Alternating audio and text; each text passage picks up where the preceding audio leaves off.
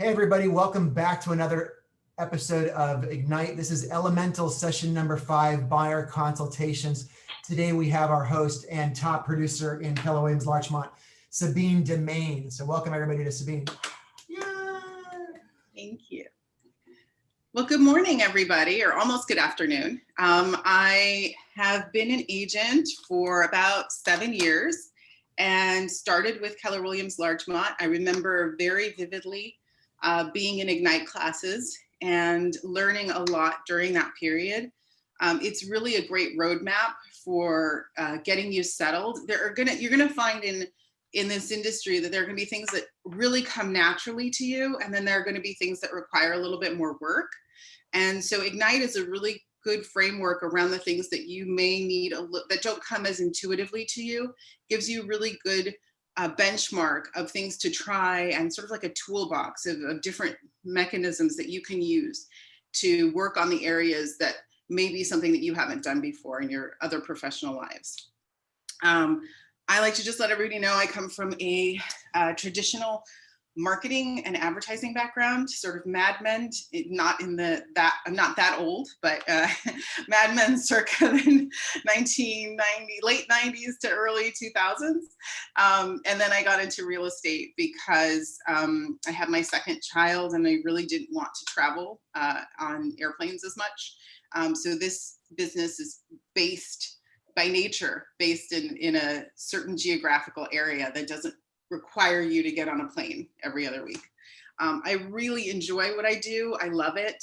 And I think there are times when it feels so unstable because it's not like a regular check you get every 2 weeks. It really is dependent on what's going on in the market and how many, what you have in your pipeline and what you've been doing.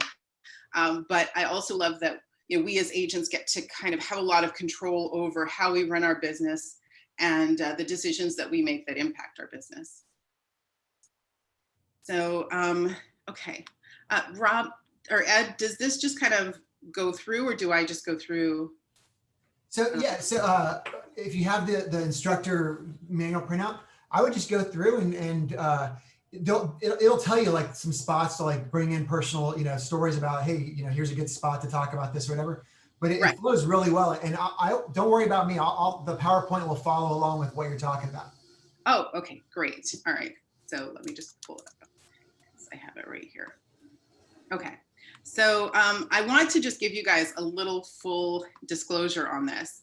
I am a little bit different in that, and I think you'll find that a lot of agents are a little bit different in that we all approach our business in a unique way. So I actually don't do the buyer consultation.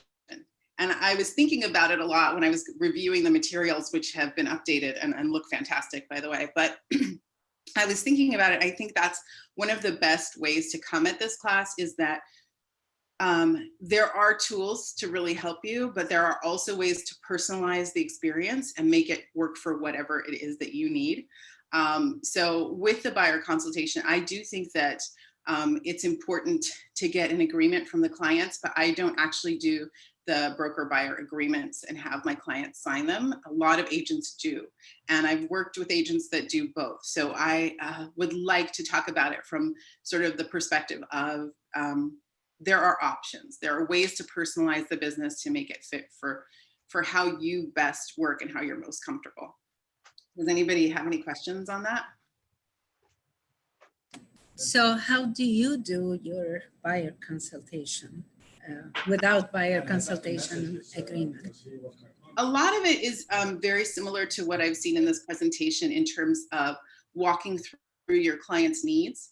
I'm a bit more organic regarding the conversation because I find that this is one of the things that I'm actually more familiar with from my prior job in terms of dealing with clients, understanding their needs and then being able to communicate that back. So what I do is more of a conversation that's less structured, that my clients don't realize that I have sort of a structure to it. It's a loose conversation to them, but to me, I sort of have a framework of, okay, let's first start out with our introductions and explain a little bit about how I work, then really focus in on what their needs are and do sort of a questions and spend a lot of time on how they got to the decision, why they're buying a house, what it is that they really want, what are the things that they can focus on that are mandatory, and what are the things that are maybe they like to have but may not be something that's a deal breaker. And then once we've kind of had that conversation, it feels really loose, it feels very organic, it doesn't feel like I'm guiding them into a certain position. As soon as I kind of have that conversation, I start to talk about, have you been pre-approved? Have you talked to a lender? How are you planning on financing this? Those conversations come in towards the end so that I can assess how far along in the journey they are. And there's something in the document that talks about whether they're ready, willing, and able. And those are really fundamental things to assess with a buyer. So those are the kind of questions that I'm coming at this from is, why do you want to buy a house now? What do you think? How do you feel about the market? Have you heard what's going on? And I do like to prepare them in the end for what the next steps are. If they've been pre-approved, I need to see that. I'm going to reach out to the lender and talk to them and make sure that we're all connected so that I can ask for pre-approval letters and make things happen more quickly. Or if they're not pre-approved, I send them a list of lenders that could work for them and invite them to kind of shop around and see where they're going to get the best rates. So it's similar. It's just I don't have them sign a BRE at the end. I don't say to them, you have to sign this document to, and I do see value in the BRE. I think it really is just a question of what my comfort level is and what my experience has been in that. I tend to do a lot of referral-based business. So my clients are coming to me from a friend or a family member. And so it doesn't actually flow for me to get them to sign it. And I've worked with agents that do it both ways, and I've seen it be very successful for some agents. And then for others, I've seen it be very successful as well to not use it. So it's really a personal style. Hey, Sabine, I've got a question on that. So it sounds like that you do an informal buyer consultation. So you do a buyer consultation, but it just doesn't end with you asking them to sign a BRE. Is that exactly? I do a buyer consultation, absolutely. It's just not the BRE. Yes. Got it. By the way, I agree.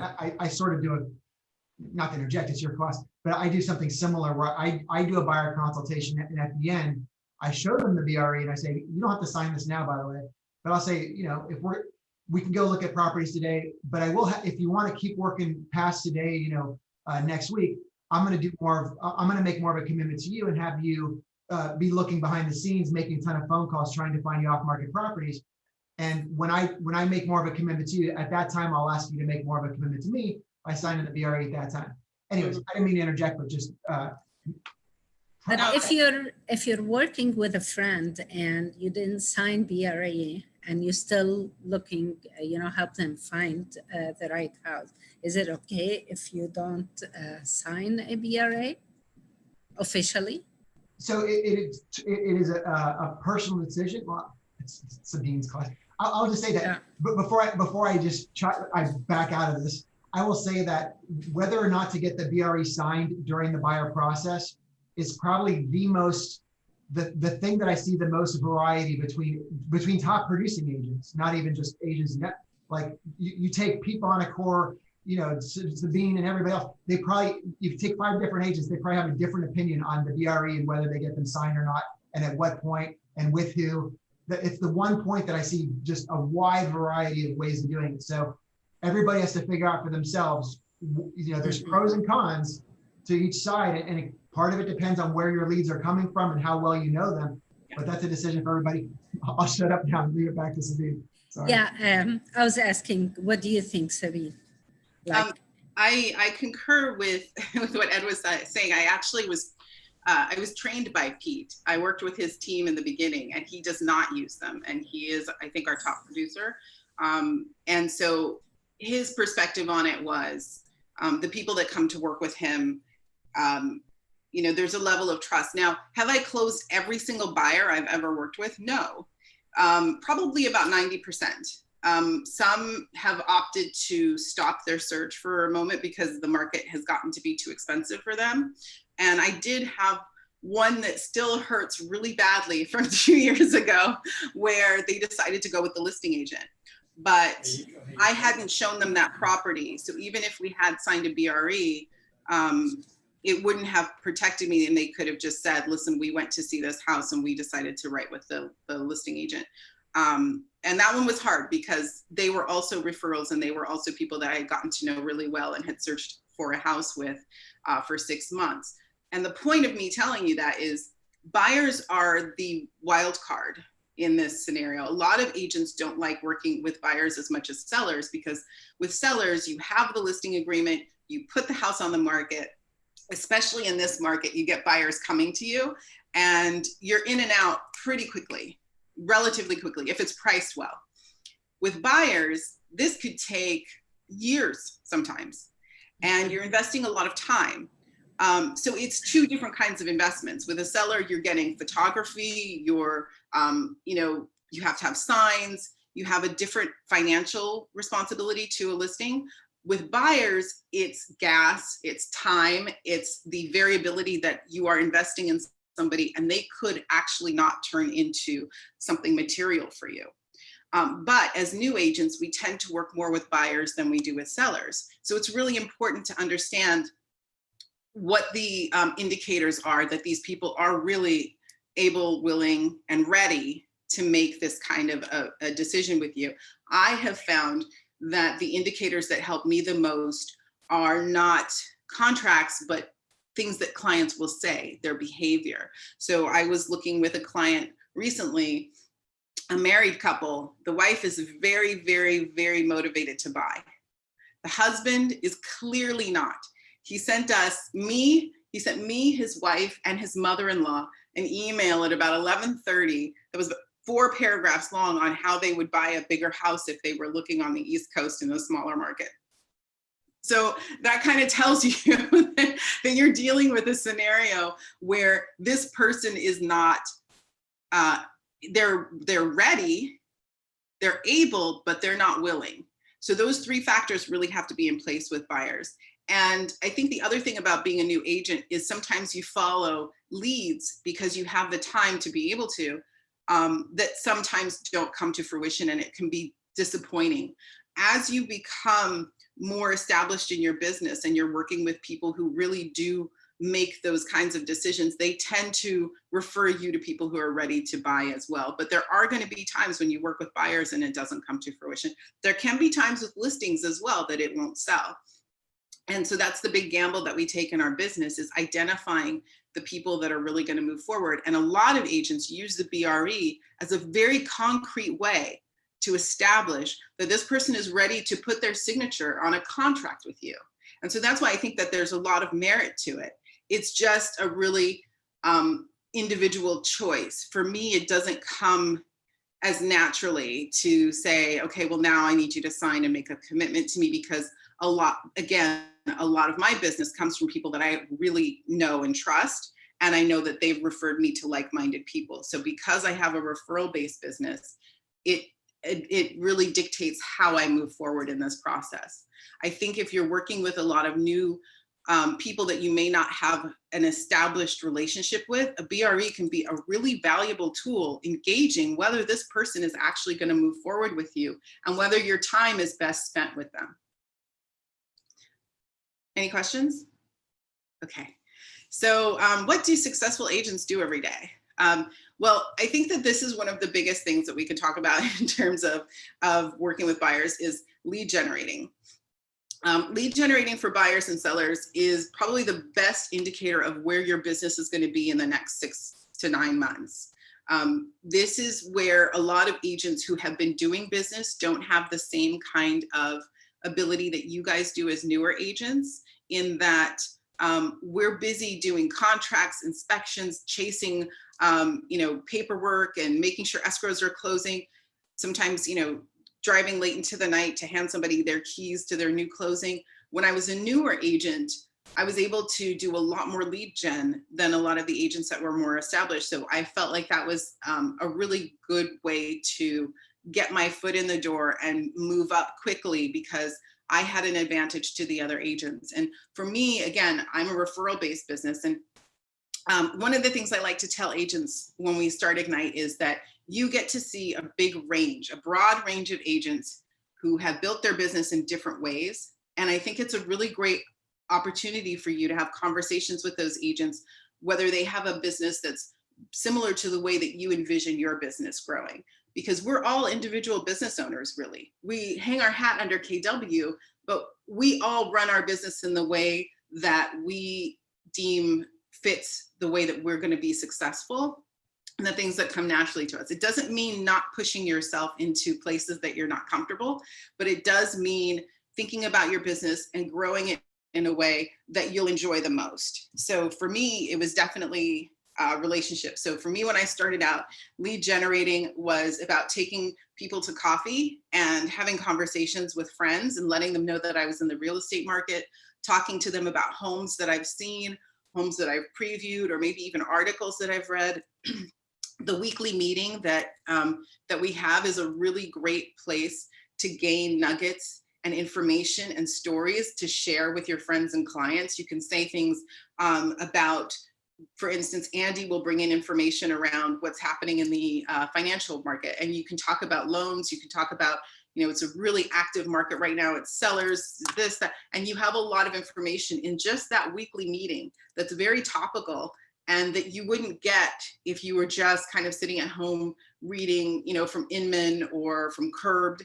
It's anecdotal, but it's a lot of what real agents are seeing every day that are doing a lot of business. So it's a really great thing to be involved in the meetings. It's also Ignite's really helpful. And, Ed is a really great resource as well. And he can be a huge help in terms of talking through what's happening in the market and what you might want to bring into your sphere to have conversations with them and remind them that you're in real estate and see if they have any needs. So the other things that you can do right now are listing presentations. You can get sort of a template going and start to practice that. You can make buyer presentations and get listings. So that's what we're talking about today in terms of buyer presentations. And then looking at the market. So we're in a really strange point right now.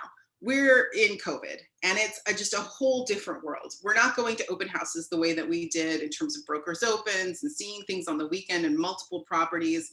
We're really having to sign PEDs and have active clients if we're going to go see a property, because we're really limiting the exposure, hopefully, of people to one another at this time. So buyer presentations and dealing with the buyer consultation is a little bit different in the time of COVID. And we'll start talking about that a little bit more once we get through this.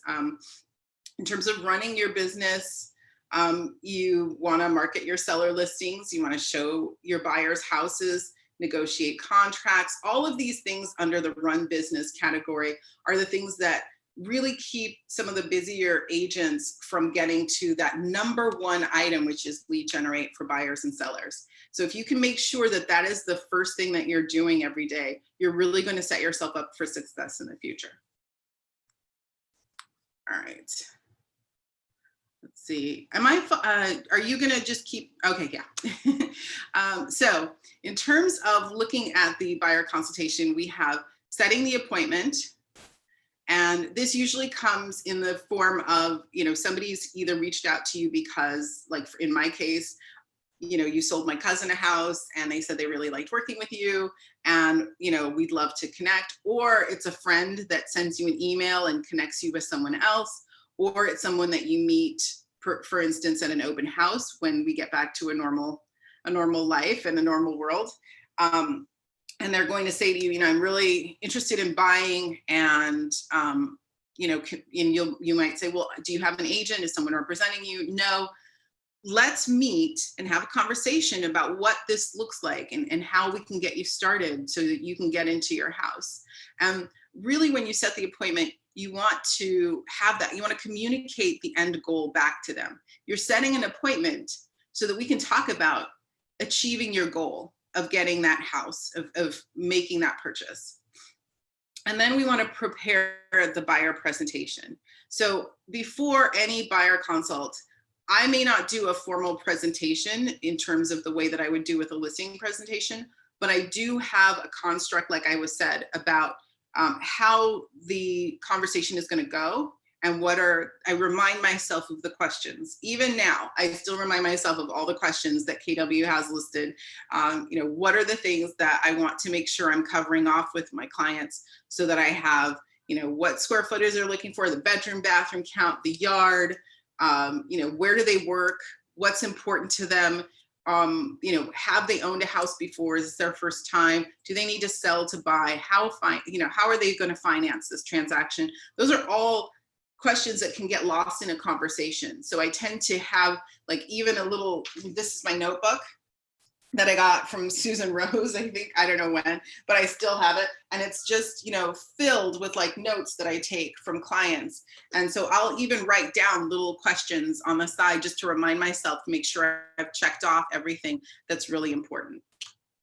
And then when you're in the buyer consultation, what used to happen would be that I would it's always best to meet them face to face and be able to have a conversation with them, connect with them on a personal level.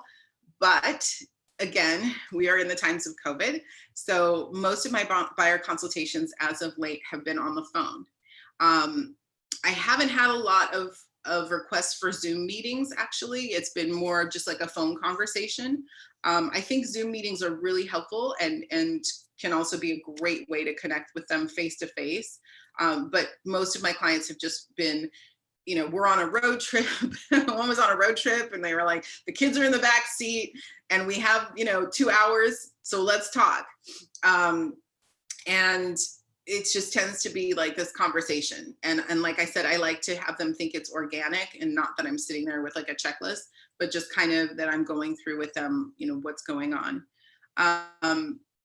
And then I guess we're gonna recaps and ahas. We can talk about that later. And then your daily success habits, which are the things that keep you kind of doing that lead gen, making sure that you're doing all the things that you're not getting distracted away from that really are the key to the business.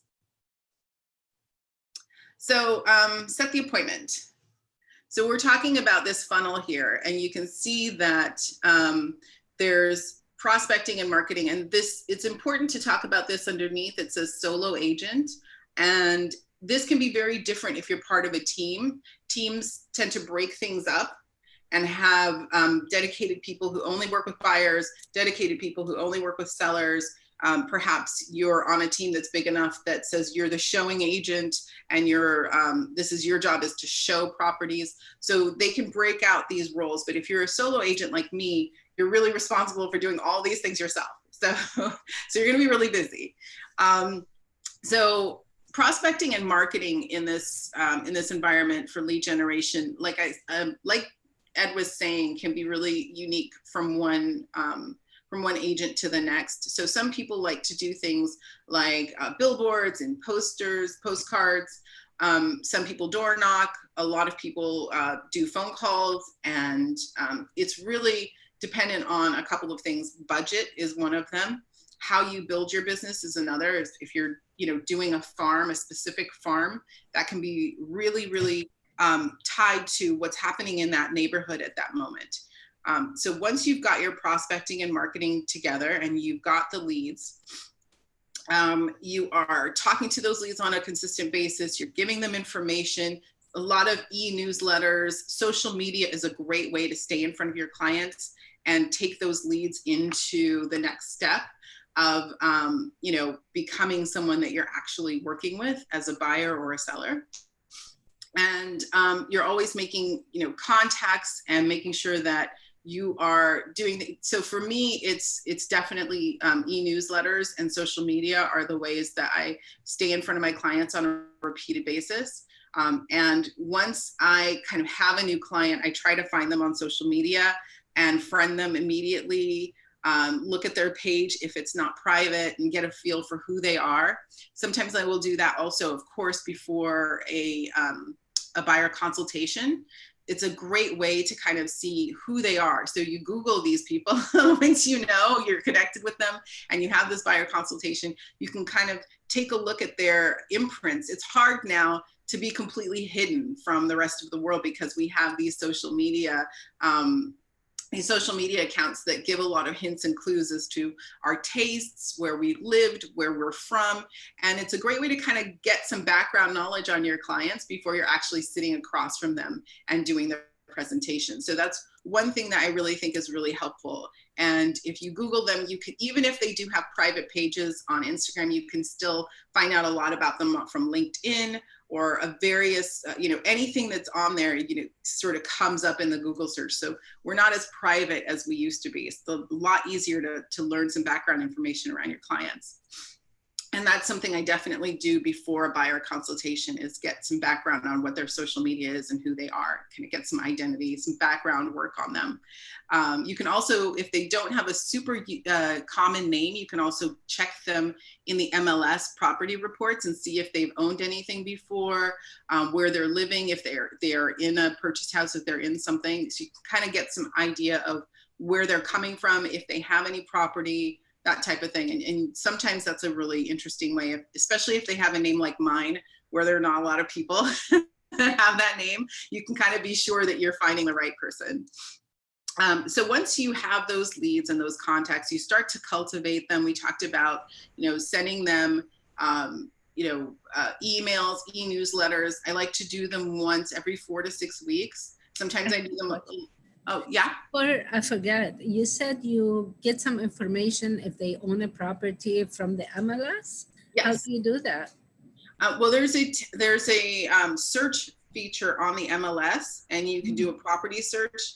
It lets you search also not just by address and APN, but you can search property owner's last name, then first name. So sometimes like I said, if their name is like Michael Johnson, you're probably not going to find out for sure any accurate information. But if their name is something a little bit less common, like Sabine Demain, you can find out perhaps if that person has, a property in LA already. And some of my clients have investment properties that they don't think I know about, but I do. So I stay in front of them and I send them information, or I let them know about, it's a great time to invest if you, are interested, or, so you can kind of get a better picture of who they are and what they own. And how real estate savvy they are, and whether you have opportunities for them beyond the sale. I always think there are opportunities, by the way, just sidebar, I always think there are opportunities with clients beyond the sale. There are referrals, of course, but there are also, there's also just the opportunity that person may be a seller, in the next 7 years. And that buyer turns into a seller who turns into a seller who's buying up. So one of the big mistakes that agents do is they let go of a client once the escrow is closed. And I think it's really important, and I can't say this enough, to stay in touch with your clients. Text them, check in with them, be a part of their lives, be a resource for them. If they need something like a painter, you want to be the person that they call for all of their house needs, and just kind of, I do at least. Some agents may not, but I think it's really always being a resource for them, always wanting to find, I'll say to them, I may not know, but I know a client that just did some construction, and let me find out what they know. So just a sidebar, stay in front of your clients, be a resource to them as much as possible. To me, that is the best way to cultivate my leads, is to keep in front of them and always be a trusted advisor. Talk to them about what's going on. When rates go down, send your clients, send your buyers an email and say, hey, interest rates have gone down. Have you refinanced? Things like that, to just always be in front of them so that they come back and come back to you for their real estate needs in the future. And that's also, I think, one of the essentials of being in a referral business. So back onto this. So once you've cultivated your lead, you've had conversations with them, you've nurtured them, and they reach out to you and say, you know what, we're ready to buy a house, and we'd really like to have a conversation with you about what that looks like. You set the appointment. Now, again, this used to be something that we would do face-to-face, in the office, in a safe place, getting coffee across the street. But now, given our current environment, a lot of the time it is over Zoom or over a phone conversation. So it's really important to be prepared for that call and make the best use of your time, because they're not really getting the full you, the full sparkle that is you. They're getting just your voice, sometimes, you know, a computer generation of like what you look like, but not really that personal time that we used to have with our clients. It's kind of lost. So what I tend to do with my calls now is they tend to run a little bit longer, and I infuse a little bit more of who I am as a person in those calls. So I will talk about, oh yeah, are you guys having the same issues that I am in terms of getting your kid to stay on a Zoom call? How is that going for you? And we'll have a little bit more of a conversation that's based in our lives as people, especially recognizing how, you know, challenging times are right now. And then we'll have the conversation also around their home buying needs. But I like to connect with them on a personal level, let them know who I am, and learn more about who they are as well. Okay, role model, set the appointment. Okay, who would like to be the buyer? Is anybody willing to be my buyer, to say yes? Hi. Are you Amel? Yes. Hi, Amel. That's one of my daughter's best friend's names. Oh, great. So Amel, let's pretend that you have gotten my number from a friend who you said, you know what, I'm really thinking about buying, but I don't know. Do you have somebody I could talk to? They said, okay, yes. Here's Sabine's phone number. So, or here's. Should I call you? Yes. Let's have you call me. So. Okay. Ring, ring. Hello. Hello. May I speak to Sabine? Hi, this is she. Is this Amel? I was told by Jennifer that you were going to call me. Yes, a friend of mine gave me your number. I'm looking for a house, and they told me I have a good agent, so I'm looking for agent to help me find my home. Oh, great. I'm so glad you reached out. And I love Jennifer. She's such a great friend, and she was such a fantastic client to work with. So it makes me so happy when my clients. Yes, she was so happy working with you. So I'd like to have the same experience. Wonderful. So tell me a little bit about, you know, are you looking, have you just started looking, or have you been looking for a while? I just started looking. I still don't know where I would like to be. So you tell me, like, how's the market these days? Mm-hmm, mm-hmm. Well, you know, the LA market is so big and it's so diverse. We have a lot of activity going on in general. It's really a seller's market. So it's really important for you to be set up, and we will devise, you know, the right strategy. We'll talk a lot about what markets you could be interested in, because it's very specific from one market to the next, but it really is a seller's market right now. So I'd love to talk with you about how we can set you up for the best success. I have a lot of clients that have gotten into escrow even during multiple offers. So that's something that we will probably have to contend with as a buyer. So how are your days looking right now? Are you really busy? Are weekends working best for you in terms of a time to meet? We can meet, like, afternoon is fine. Okay. So, afternoon. Great. And is there any day that works better for you? Doesn't matter. Doesn't matter. Okay. Yeah. So let's do Friday at 2:30. Okay, great. And what I like to do is it'll probably take us about an hour to have a conversation around your needs, where you are in the buying process, and what you can expect. I'm happy to talk through all kinds of questions that you have for me around what's going on. I'm sure there are a lot you might have now as a new buyer, and I'm looking really forward to it. So just we'll set out that time from 2 to 3 o'clock on Friday. And okay, sounds good. I'm going to take down your email address so that I can maybe send you some materials before, and then I'll confirm our call on Thursday just to make sure that we're all set. Very good. My email is Amal Badran, amal@agsi.com. Great. Thank you so much for your call, Amel. I'm really looking forward to chatting with you on Friday. I will send you a text on Tuesday to confirm, and I'll send you some materials over email for you as well. Thanks so much. Thank you. That was a nice appointment making. Yeah, that was nice. People are typically really nice in the beginning. Exactly. Until it's time to make the offer, and then it gets. Yeah. But one of the things that you'll want to do when you're setting up an offer or setting up an appointment is, if you have their email, if you're connected via email, you're going to want to get their phone number. If you're connected via phone number, you're going to want to get their email, so that if you're going to send out materials, you have a full picture of who this person is, and you already have, you know, 2 different ways to contact them in case you're not getting a hold of them. You want to tell them that you're going to remind them, and you want to set up their expectation for the call. It's not going to be, you know, a 5-10 minute call. It usually takes about an hour to get through all of their wants and needs and understanding the market and talking about whether they're pre-approved. And what kind of material do you send them before you start? That's a really good question. For me, I really just send through a document that talks through the buyer process and kind of preps them for what the offer process looks like. It's sort of like a tree, a diagram. It's like, you know, if we get into, you know, we make an offer, if it gets accepted here, if it doesn't get accepted, then we keep going. If we get a counter, this is what happens. And it kind of just puts a framework around what the buyer experience is. I don't tend to actually go through that as much on a formal basis, but I do like to send it so that they have some framework and they can ask me some questions about it if there's something that they don't understand.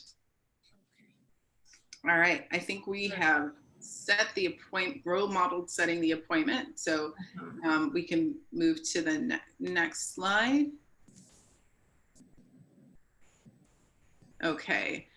So in Command, we have like all of these amazing templates that you can use. And I really suggest spending some time in the KW website to find whether there's a template or a format that really works for you. You know, I was looking through them last night, and they're really actually slick and very well designed. But it's like you would want to customize them. As you start to do this more and more, you'll start to see the things that maybe you're not really going to ask them because it comes out of just the nature of the conversation versus what you want written down in front of you. And some agents will really like to have everything written down so that they're feeling really prepared. And other agents will know some of it intuitively and say, okay, yeah, I don't need to put that down on paper. It's the less is better kind of model. So the table of contents, and they were saying, be very aware of the table of contents so that if you take a section out, you're taking it out from your table of contents as well. And the way that I would go through this if I were doing a presentation with this kind of a template was, I would just kind of talk them through, okay, first we're gonna start broad, and we're gonna start with you because you're the most important part of this conversation. And we're gonna talk about what your dream home looks like. What are the things that really would make you excited about being a homeowner?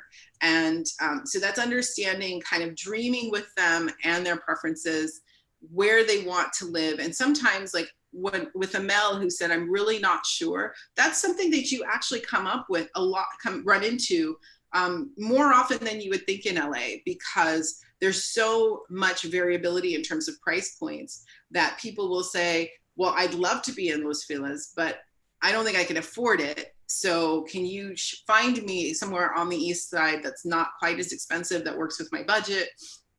Or they might say, I'm really looking into school districts. So I'm looking at Culver City, but I'm also looking at Studio City, and I'm also looking at, and so you have like these areas that don't actually sit next to each other. So neighborhood can be a really big discussion around people who have a lot of variability. The other thing I'm running into right now is a lot of people are working from home. So they are actually not quite as tied to being in an area that's as close to their office as they would have in the past. So but they want, they don't want condominium. They want a small house with a backyard, like a small backyard. Yeah, I am finding that even people with smaller budgets are definitely moving away from multifamily living and looking for properties. So you will be pushed out into areas like Sunland and Reseda and West Covina. for instance, for some buyers who might have what is only a condo budget in LA, but can work on the outer skirts of the city, the areas that might push out a little further east or north or south than you're really used to. So neighborhood is a really key part of that. With these first three, what's really important for you to understand is that you're going to hear things that are perhaps not realistic. So you're going to hear, my dream home has a pool. My dream home has, 4 bedrooms and it has a huge grassy yard, but it also is something where, your dream home is not something, and they'll say, I have a budget of 800,000. So you have to kind of work, in terms of that buying 101 framework, talking about what realistic market works for them as well. Not just a market that they might want to stay in because they've lived there and they're happy there. They might not be able to afford it. So let's say you have somebody in Santa Monica who has an $800,000 budget, and they're like, well, I really love being this close to the ocean.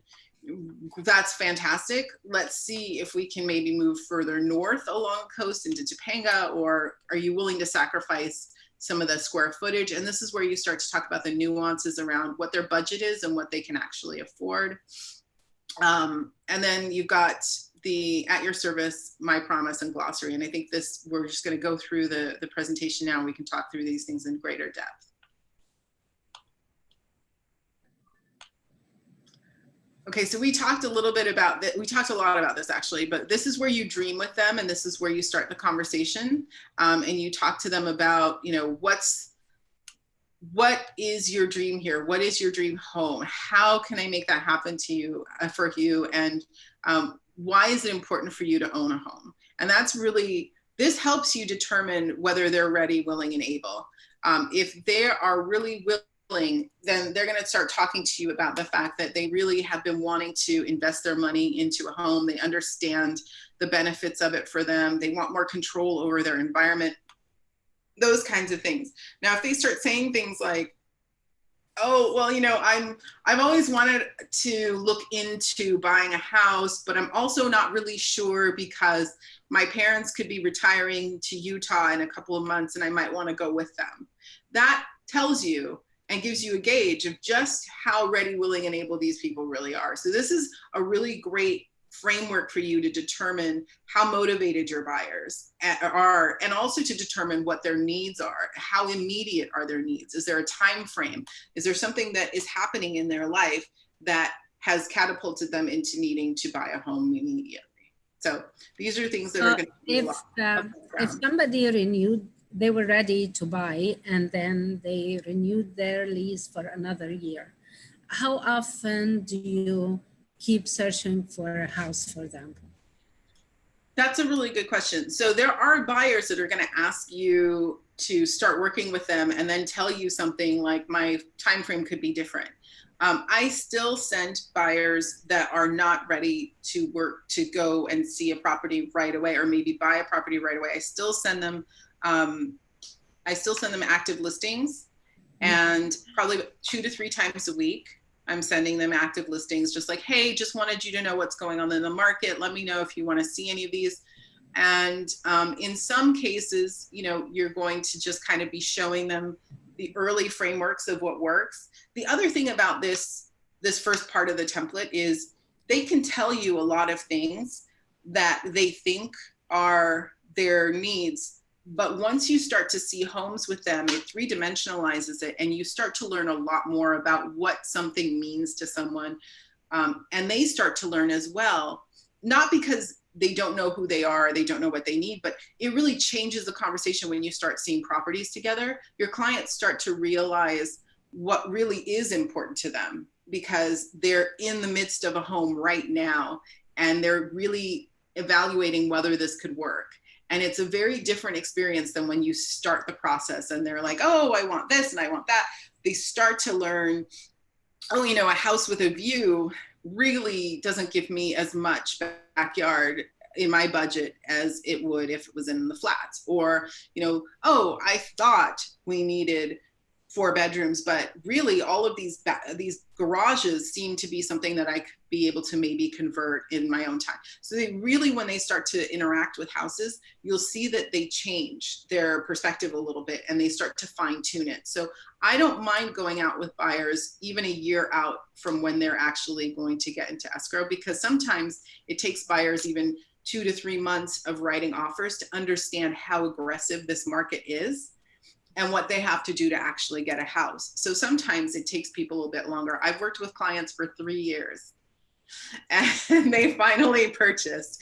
And I kept saying to myself, these people are going to buy, and I don't want to have invested this time for them to buy with someone else. So I'm going to stay on top of it. And we weren't actively looking every week. You know, they were in a different market, but we were looking and I was investing time in it. And what I kept thinking was, I'm not going to have invested this time so that another agent can sell them the house in the long run. You know, what are the, what would be the things that you would do to help ensure someone get a house in this market? In terms of writing an offer? Yeah, like what would be some pitfalls that they might fall into where they, like, I know obviously like pre-qualified, and maybe like pre-qualified to the extent like that Andy does it, where it's as good as cash because she does all the underwriting up front. So I think that is a good option. But other than that, is there anything else that you can do to ensure they get the house versus someone else? There are certain things that you can do, and it always comes down to price, but it also comes down to a couple of other factors. One is making sure that the listing agent feels comfortable with you and they know that you're motivated and that your buyers are motivated. I do a lot of work with the listing agent. When my clients like a house, when we go to see the house, I'm having a conversation with them. I'm really friendly. I let them know what it's like to work with me so that can be an asset. And it can help agents. If you're maybe not the highest offer, sometimes agents will single party counter you because they want to work with you. They want to work with your buyers. So I set my buyers up. I'll have them write a letter, and those still help because it does give your client some framework. Now, all of that said, if their price isn't strong, they're not going to get the house. But if their price is strong, they've presented themselves as motivated buyers. You've presented yourself as a professional and a strong agent who's going to work really well and partner. That can go a long way to showing them that you're going to be the one that closes.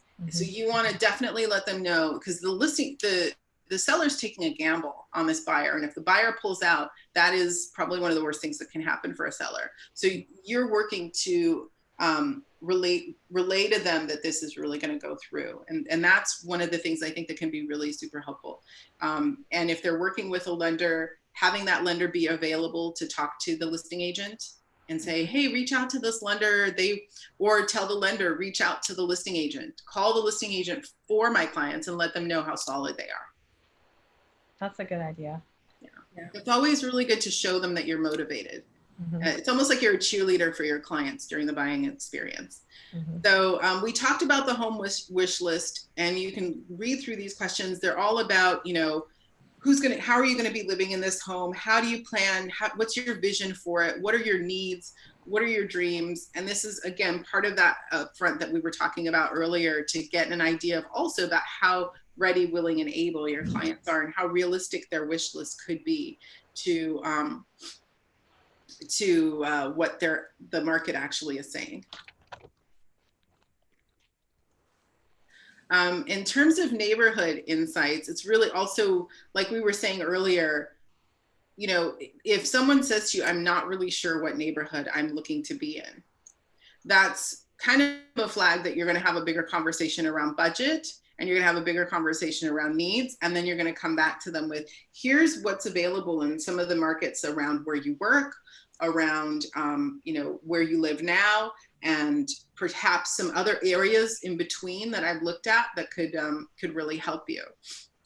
And so when you look at the areas in LA, there's a lot of diversity in terms of real estate, in terms of price points, and in terms of competition. You know, for instance, the East Side, it's just, you know, if you see a house in Highland Park and it doesn't have 30 offers on it, something's something's wrong because it almost always has 30 offers on it.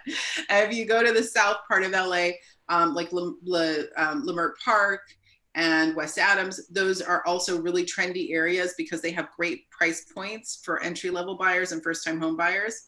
And I've seen multiple offers on countless properties there. So you're going to be having to navigate not only what your clients are talking about in terms of their budget, but let's say the top of their budget is 800. You don't want to start sending them homes that are priced between 775 and 800 alone. You want to send them homes that are priced maybe around 700, maybe even below that, because those homes tend to get into multiple offers right now. So that's something that you can learn by looking at the recent sales in the area and looking at days on market, looking at, okay, let me just look at the last 3 months of what happened in West Adams. And you can look at days on market and you can look at what the sold prices were versus what the list prices were. And that'll give you an indication what's happening in that market. Are they seeing a lot of activity? Are they going into multiples? And you can also talk to Ed, who will be able to talk to you about those markets as well and say, you know what, there's a lot going on there. There are restaurants coming in. It's really trendy right now. You're going to be facing a multiple offer situation. You might want to look in a lower price point, knowing that those price points escalate quickly. What another area like in the 700-800 that would be doable for a small home, like 2 bedrooms? Yeah, you can go into parts of Van Nuys. On the push east, you can still find, it depends on the size, but you can still find some homes below $1 million in Glassell Park, in Echo Park. El Sereno is starting to become really popular, but it's also priced below that, the other east, the areas that are pushing east. And when you look, on the MLS and you start to look in those areas, you'll see little pockets. Mount Washington used to be the area that would be like, okay, you can go to Mount Washington and find something really cool. And now Mount Washington has increased significantly. That said, there are still opportunities, but they might be looking in a smaller home. They might be looking at a fixer. And so these are the things that you want to have conversations with them about as well. Are you looking for something that's turnkey? Are you afraid of a little work, or not afraid of a little work? You wouldn't want to say that, but are you open to a little work on the house? How much work are you open to? And one of the nice things is that if clients are willing to do a little work on a house, what I'll say to them is that's a really great place to be, because you will buy not at the top of the market. And so your property taxes will be a little bit lower, and you can take that money and put it into the house and build equity right away. So those are conversations you can have about whether they want something that's top of the market, they don't have any time, they need it to be turnkey. And there's no judgment either way. It's really just about what are you looking for and what fits your needs. And one of those things is also the condition of the house, because that's going to have a lot more influence on the purchase price as well. Do you ever find, what do you do if everything you send a client, like you think you know what they like, but they never liked anything you sent to them, and they keep sending, and you think you know what they want, and then they send, like for instance, one of the leases I just did, she never liked one house I sent her in 3 weeks. Like she would send me houses, but it was frustrating for me only because I couldn't understand like what she wanted. Even though we've had I had conversations with her husband actually, but she was more the decision maker. Right. I don't know if it really matters. If she finds it herself, then it's fine. It's true. And you have some clients that will say things to you like, I don't want to be on a busy street. And then they start sending you things on Highland or Melrose. And you're like, what? And you're like, what happened? Because of Trulia and Redfin and all of the searches that are available to buyers now, a lot of the time we'll get into a house that my buyer sent to me that they found that I may have passed on for a reason or another, that's something that they actually are like, you know what, I'm actually willing to see that house, even though, and it may have something that resonates with them that you couldn't know. So that's not really our value as agents anymore, isn't really discovering the home as much as it is getting them the home, because that's the really big hurdle for buyers in this market.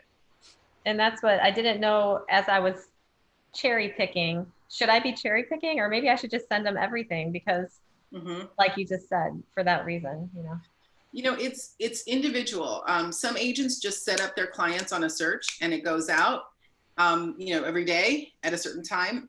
I don't do that. I cherry pick, because that's what the whole point for me of the buyer's consultation is. Understand You're actually showing them that you've listened and that you're engaged and that you're sending them properties that work for them. The MLS search is going to send them everything within those parameters, and it can't read whether this house needs more work than your clients are willing to do, or whether this house has a backyard that actually works for your clients. Only you can do that. So to me, I think it's a bad way to go in terms of setting them up on an auto search. I think it's better for you to actually spend the time to cherry pick it. And even if they find something else on Trulia or Redfin, you're still showing them that you are engaged and having that conversation. Also, it's a great opportunity for you to write an email to them again, even 2 or 3 lines. Hey, I noticed that this looks really good because of the dog, and I think your dog would do really well with this backyard. It's fenced in really well. Just that shows them that you're thinking. But the MLS isn't going to do that for you. It's just going to send them properties, and it's not building that relationship. Okay, thank you so much. Thank you. Sure. And one more thing is, when we get back into a normal market, buyers are sometimes going into open houses by themselves. So when we are in a normal market, you have a buyer that's out there and you have agents there.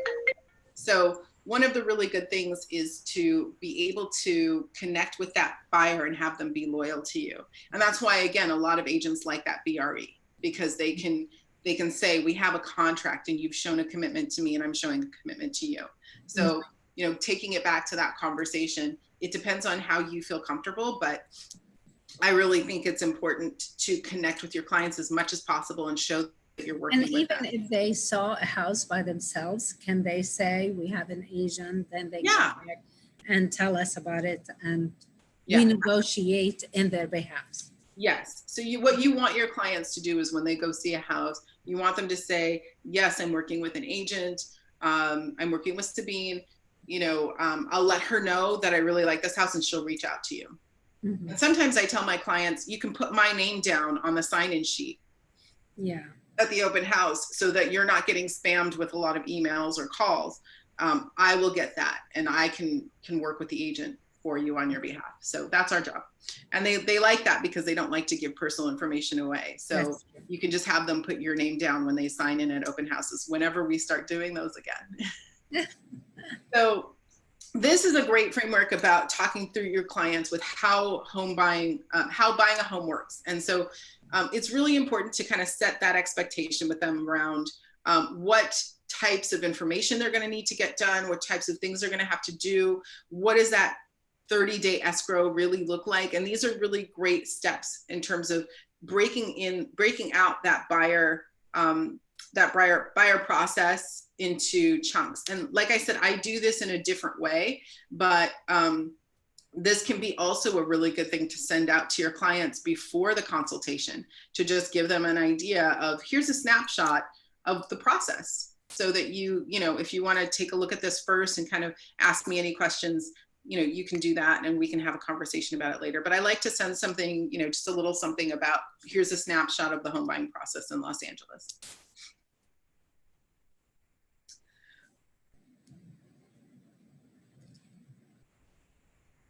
Oh, okay. This is on Keller Mortgage. Huh? This slide is about Keller Mortgage. I see. Okay. We can just skip that, I think. Yeah, I think so. I'm like, what happened?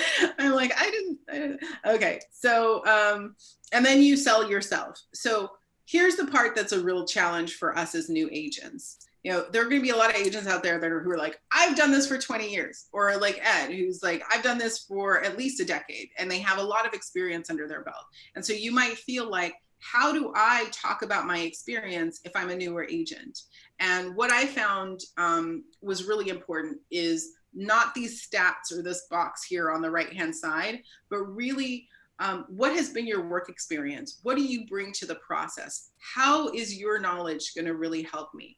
And one of the things you can use that I relied on very heavily in the beginning was my relationship with Keller Williams, and all the training that we get, all the access we have.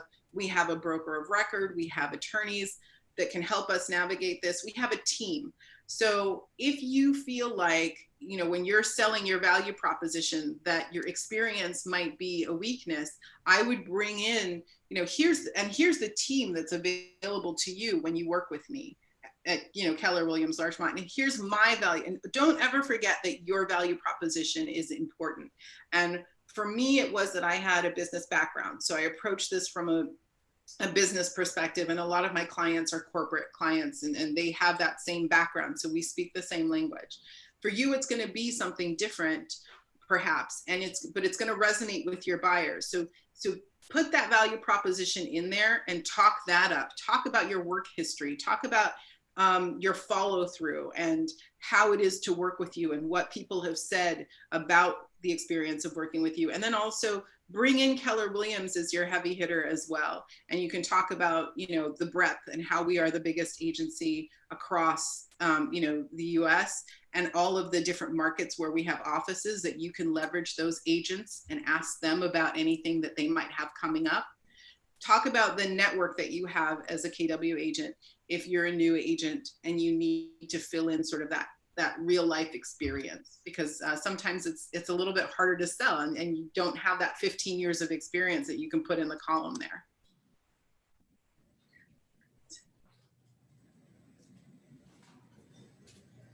Oh, okay.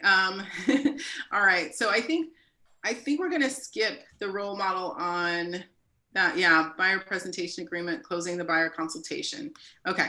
So you've taken them through the agreement. You talked about all of the things that they want, the dream that they have, how the process is going to be working with you, whether they're pre-approved.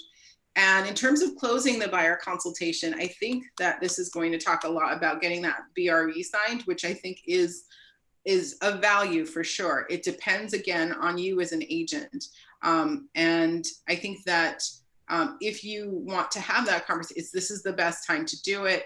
You're going to be doing it now in a different context. So we used to be face-to-face with our clients, and we could say, so I'm going to be giving you all this time. I'm not going to be sending you automatic MLS emails. I'm not going to be just autopiloting it in. I'm going to be working actively on your behalf. I'm going to be talking to my Keller Williams counterparts and finding out if there's anything coming on the market. All that time that I'm investing in you is my commitment to you as your agent. And so I'd love for you as my buyers to sign this agreement that says that we're going to work together in the following way, so that we're showing this commitment to working together exclusively. Now, it used to be really great to be able to do that in person because you could just get it signed right away. And I think that what we're seeing now is that you're going to have to do that virtually or via a DocuSign document. And you can tell, and in some ways it's really helpful because you can just say to them, listen, sign it, get back to me if you have any questions.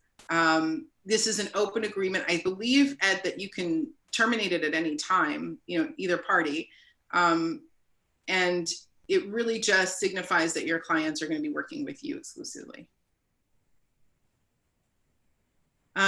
Sharing your app is also a great way to get your clients to be, I love this app, by the way. I have this app on my phone and I use it all the time. Do you guys have this KW app? Yes. Okay, so I'm all, but if you don't have it, I highly suggest that you get it. It is an app that you pull up. I do this all the time. I get to a listing early or a showing early, and I'll just push on it and see what's going on immediately around me, what's for sale, what house that might be comparable. Because sometimes you don't see that in the MLS when you just see an individual thing pop up and you're like, okay, we need to do a showing tonight. Let's go. You get there a little early and you pull it up on your phone and you see just kind of what's happening in the area around you. It can give you a really quick snapshot of comps, and it can give you a snapshot of what other homes in the area might be available. If your clients are like, you know what, I like this area, you can say, oh, there's a couple of other ones around. Let me send those to you tonight and we can see if you want to take a look at them. Or we can even drive by. I have it on, but I don't know how to use it much. Oh. So I remember, I put it on when we had a lesson in the office, and I put it on, and then I don't know how to use it much. Yeah, well, practice with it, and definitely it's pretty easy. it's, you know, if you're in the office or anywhere, you can just see the properties that are available. You can just look for either for sale or for lease. Sometimes you can add more filters to it. I don't even do that. I just look to see what's kind of in the area around me and what's selling. But it's a really fantastic tool, and I use it whenever I can when I'm in an area to just kind of give my clients an idea and give myself an idea of what's going on in that market really quickly. Okay. I have to learn more about it. Yeah. Ed, am I over time? You're over by 5 minutes, but we have until 1 o'clock. Like if you need to run a little bit longer, so. Oh, okay. All right. I didn't want to, I tend to be verbose. So I wanted to make sure that I was, huh? No, it's concise. No, you're doing good. Okay, great. Collections and save homes. Get your buyers what your buyer truly wants in a home. Okay, so this is this the app continued or what? Yeah, this is a new feature in so that you can save like a collection of homes and send it to your buyers, and they can decide which ones are their favorites. So if you have a husband and wife, the husband can have some favorites and the wife can have some favorites too, and you guys can all share and all that kind of stuff. Yeah, it's really fun. It's very interactive. I haven't actually done this feature yet. I remember I saw this last night. I saw this last night and I thought, oh, I should really use that. But I do enjoy kind of going back and forth with the MLS too. It's actually pretty efficient that way, just to kind of keep things. But this is really fun and interactive as well. Some of my clients will do a Redfin search. They've already set it up and they'll like include me on their search. So there are different ways to engage with buyers now with all of the tools that you have. But I'm still finding the MLS is kind of the standard, the gold standard, because it's where everything is.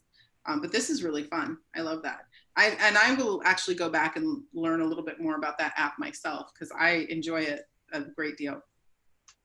Okay, so you want to customize, and there's a guide, there's a buyer's guide where you can do this, what Ed I think was showing on the other page, which is you know, you start your search, you take them through this kind of guide in command that step by step is giving you, you know, a checklist of all of the things that they need to do and what you need to be doing along with them. So, you know, the KW website is really helpful in terms of guiding you through the process. Ed is there as well, who can just guide you through the process so magnificently, because we do have a lot of nuances that come up in specific markets and with specific buyers. And this part here that they're showing off, this is there's a buyer's guide and a seller's guide that appear in the app and appear in other places as well. And then you can customize it to based on how you take people through the process of buying or selling. And then once you get somebody who's looking for property, you start putting in offers and all that. As you move the opportunity through command, they will see in their app where they're at in that process and what the checklist is and all that kind of stuff. And that's hugely helpful for buyers because a lot of the time they feel as though they're in the dark. They feel as though they don't know what's coming next. And this is a great way to just keep them grounded in that process on an active and engaged level.